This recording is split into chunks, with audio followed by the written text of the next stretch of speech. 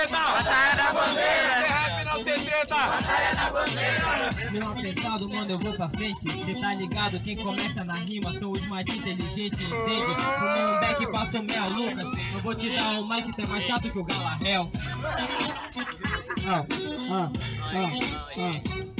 Aí parceiro, chega aqui, mano, com essa tese, a gente vai chutar tua bunda até o Help, cê tá ligado? Chega aí, tô sozinho, mano, não preciso de rima com meus amigos.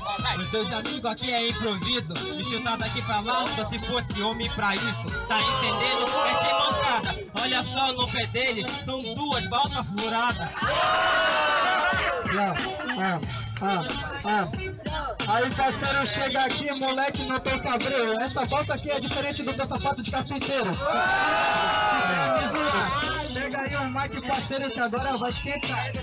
Calma lá que é pagar de estilista, cê tá voando, não é de pedreiro, o sapato é de skatista. Ei, Zé Povinho, tomar no cu.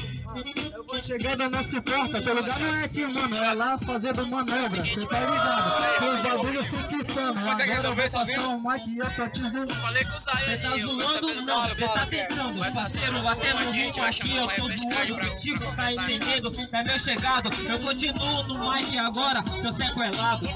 Eu faço rap e tu sonha, a galera só grita pra ti porque tu fala de maconha, cê tá ligado? Agora entre nós dois, isso aqui tá mais fácil do que misturar feijão com arroz. Arroz não tem treta, não é por causa de maconha, não fale valorante pra ti porque é careta. Tá entendendo? Não é meu chegado, para daqui, seu lugar com o Zé Povinho, seu arrombado.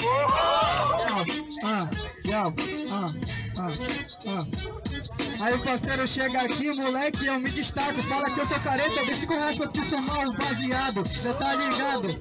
É bem assim, agora pega aí o mic, manda uma rima assim.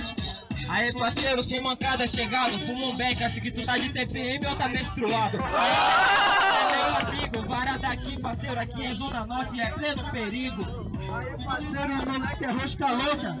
Eu acho que o menstruário foi na tua roupa. Cê tá ligado? Eu tô tranquilo.